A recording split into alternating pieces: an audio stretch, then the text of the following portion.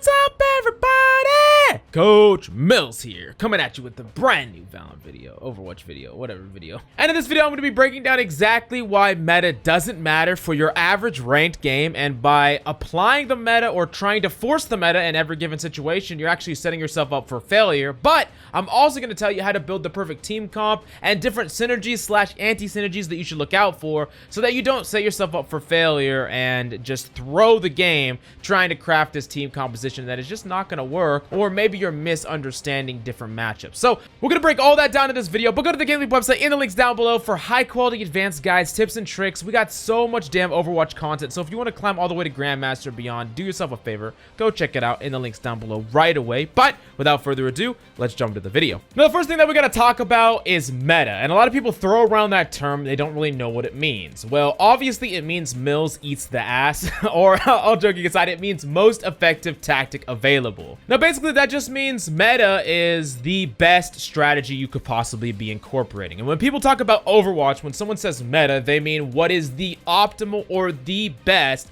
de facto team composition that you could be playing. Now, the problem with meta, or the idea of picking the most effective tactic available, is it relies on a number of things. It relies on there being a best composition, which is not always true. It relies on you playing that to the appropriate amount of synergy and playing each individual character to a certain skill level to enable that strategy. Now, not every meta is the same. Sometimes a composition or a set of characters are so individually powerful that playing them even without that much skill involved and without that much synergy is good enough. And that has been true in a number of different games, but in Overwatch, that is rarely true. Now, also, as the teamwork decreases and the individual skill decreases, more and more things are viable, and you do not have to apply the meta to any individual game. To best define this, let's talk about the GOATS meta. GOATS was incredibly powerful, and when you were in pro play, if you didn't play GOATS, you were basically screwed. There were a few exceptions, but GOATS was just so powerful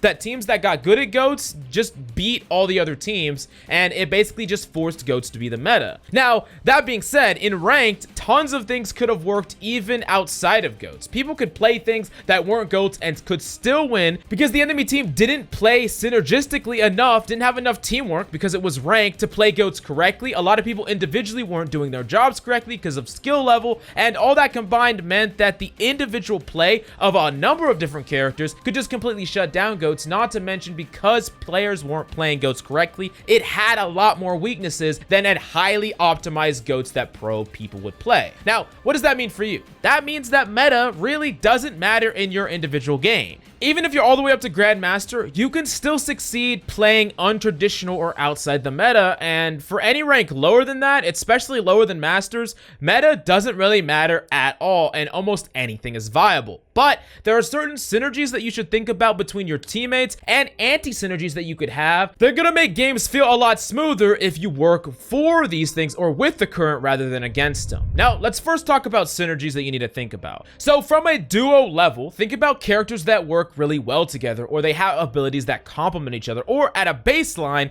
they can at least enable each other at the very minimum. Let's talk about a character like Zen and a character like Tracer. If you take away all the other synergies and you're just talking about the healing, guess what Zen can do? He can heal Tracer even when she's far away, and that's really good because if you think about some other healers, they might not be able to do the same thing. A Baptiste, for instance, has very anti-synergy with the Tracer. I'm gonna talk about anti-synergies in a second, but she's gonna have a hard time getting heals from Baptiste when she's anywhere outside of his like effective 3-foot range that he's gonna be able to heal her from. Now let's talk about a combo that is very synergistic, something like Hanzo Zarya. Not only can they combo their ultimates, but they work really well together behind a Rhyme, they work really well at breaking the front line, and they bring a lot of pressure to the enemy team and really whittle down the resources. These are characters that can combo in multiple ways, and they synergize on a number of different levels, and that makes them a really good frame. Regardless of the rest of the composition, having a Zarya Hanzo is going to be pretty strong at a base level. Now, generally, you should be thinking about synergies between the other characters that are being played on your team, and sometimes sometimes you gotta take note of what is not gonna synergize with you, the anti-synergies, because if you're playing a character that is just not gonna be able to get any resources from your allies, maybe you should swap off. Imagine you're playing a character that really wants to play with this team. Let's say you're playing McCree, but your tanking combo is like a Winston and a Wrecking Ball, and you're never gonna have any sort of front line. Maybe it's far better for you to play a character that could either one, go in with your tanks, something like a Tracer for instance, or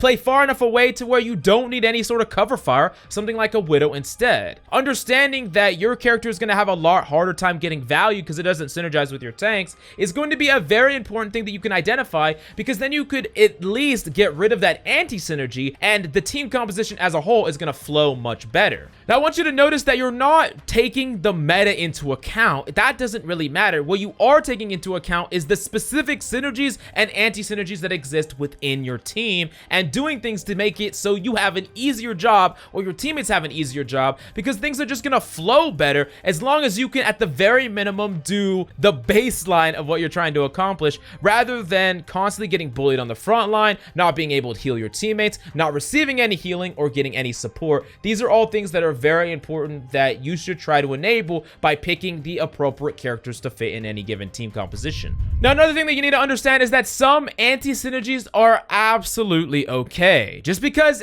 one single anti-synergy exists on your team doesn't mean that the whole composition is gonna fail. Remember, from an individualistic point of view, you can still get value and you can still synergize with other characters. You don't have to synergize with every character. In fact, most of the time, that's gonna be pretty impossible. A good example of this is maybe you have an anti-synergy or a lack of synergy with a Reinhardt. You have a Reinhardt on your team and you're playing Genji, and maybe you could do a lot more if you had like a Wrecking Ball or a Winston and you're diving on the enemy. But that doesn't mean Genji is unplayable. And if you have an existing synergy with someone like Ana, the neutral synergy between you and Ryan is going to be fine. That doesn't really matter because you still have something to play off of with that Ana. She can heal you, she can nano you, you can combo, and that's still going to be fine as long as you change up your playstyle and you're not playing Genji like as if you had a dive. You're playing Genji far more passively and focusing on the synergy that does exist in your composition, not trying to play in a way with the synergy that does not exist. For example, just going psycho into the enemy backline. Now, the next thing that you should be thinking about when trying to build the perfect team composition or pick the perfect character is what counters the enemy. First off, you got to think about an individualistic point of view. How does your character line up against some of the threats on the enemy team? You know, you're playing something like a Hanzo, and the enemy team might have some characters that you have some pretty good game against, maybe Tracer, maybe Widowmaker, and you think individually, I can play Hanzo and I can shut down these DPS. Doesn't really matter what my teammates are playing because I know that I could shut these DPS down. That might be fine, and it might justify you picking your character, even if it doesn't perfectly synergize with the rest of your composition, because it still has a good matchup up against what the enemy team is playing. Now, the next thing that you got to think about is your composition's combos, and what does the enemy team have that stops that combo, and do they have anything at all to stop that combo? For instance, maybe you have a Zarya on your team, and you notice that the enemy has no defensive ultimate, and you're like, hey, if I go swap to Hanzo, and we have this Grab Dragon, the enemy doesn't swap to counter it, we're gonna win a team fight every single time we execute this combo, and that's something that I really want to abuse, so let's do it. Force the enemy to mix it up. Maybe they're gonna be forced to flex on a character that they just can't play, and this is when you can utilize your hero pool to really put some pressure on the enemy team, and a lot of times you're gonna get multiple team fights for free before the enemy team even swaps off or does anything about it, and sometimes they never will, and you'll just win the game. Now, of course, if you could somehow convince a team, or maybe you're duo stacking, trio stacking, four stacking, then you could actually change your entire team composition to counter the enemy's team composition. Try to find multiple positive matchups or play a composition that really just shuts down what the enemy team is doing.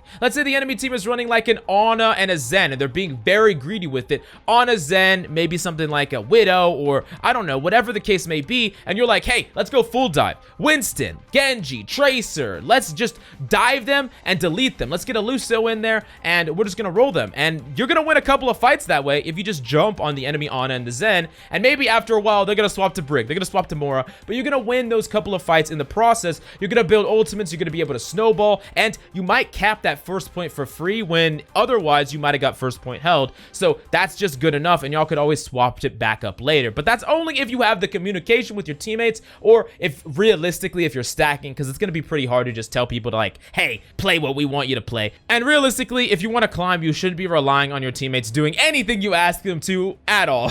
Pretty much. Now, a really important question that we have to answer is, do you play in a way that actually counters what you're supposed to counter? I'm sure you've heard this before where the enemy team has something like a monkey and someone on your team is like, hey, we need a counter. We need a Reaper. Or they have a Pharah and they're like, hey, we need 2 hit scan. We need to shut this Widowmaker down. Well, yes, maybe that could work to counter the individual enemy strategy. But if you're not actually playing in a way that actualizes that counter, it doesn't matter that you're playing the counter pick at all. The whole point of playing a counter is that it actually shuts down what the enemy team is doing. And if it's not even shutting down that one person you're trying to counter, what's the point? Like, if you're switching to a Sombra to counter a Wrecking Ball, but instead of waiting for him to come in and hacking him, you're going into the enemy backline and poking them, are you really doing what you were trying to do in the first place? Are you really executing the counter correctly? Or maybe you're gonna put yourself onto Widowmaker because the enemy team has a Pharah because you just want to shoot her out of the sky, but you don't play Widowmaker. You don't know how to play Widowmaker, but because someone says so, you swap. If you're not actually able to connect on those shots and kill the Pharah, then there's no point in you swapping to a Widow in the first place, and it would be far better for you to swap to maybe an easier hit scan, something like Soldier, and maybe you won't be able to just kill that Pharah out of the sky, but at the very least you could pressure her away, and you could zone her away from your team so she doesn't just abuse your team over and over again, and that's going to be better than playing a Widowmaker that can't hit her shots and probably just ends up as a liability because she's going to get farmed as well. Now, the last thing that you need to understand is that sometimes counters will not work in your game for whatever reason. Maybe you're playing a counter of an enemy character, but the enemy is also playing some counters of your character, and they're shutting you down, so you just feel like you can't do anything. Now, of course, you can ask your team. You're like, hey, I'm McCree, but I can't kill this far. There's nothing I can do. They keep diving on top of me. They keep abusing me. This Genji keeps diving on me on the back line. I need a lot of resources. I need a lot of peel, or it's not going to work out. And maybe that might work sometimes, but other times that's not going to work. And maybe it's better for you to play something that will work in the situation, because living and getting some value is better than just trying to force something that is not working over and over again just for the pure sake of trying to counter an enemy on paper, but it's never actually coming true. On top of that, sometimes the enemy just has a crazy amount of resources. They're getting enabled, like triple pocketed or peeled or whatever the case may be, and you playing your individual character into them is just not going to work. Like, imagine you're playing Tracer because the enemy team has a Zen, and you're like, I'm gonna abuse that Zen, but he has like a Hanzo and a McCree on him 24/7. Now, you could change your playstyle, which might be the best, or maybe you just play something completely different and you abuse the fact that they're just, you know, babysitting their Zen, and you go on their tanks, so you do something else. Essentially, you don't want to get so tunnel visioned on this countering. If you can't actually get it to work and get value out of the counter, then it doesn't really matter what you're playing at the end of the day, and you could be throwing trying to counter the enemy, and I've seen this far too many times, and I know you have too. But anyways, I hope this really helped you understand why you should not follow the meta, different things that you should incorporate into your games, and how to build the perfect team comp. But if you want to know more, do yourself a favor and go to the GameLeap website in the links down below for high quality advanced guides, tips and tricks, VOD reviews. We got so much dang content on the GameLeap website that you got to go check it out in the links down below. But thank you so much for coming by. I really hope you enjoyed the video. That's all I got for you today. I'm Coach Mills, and of course, until next time,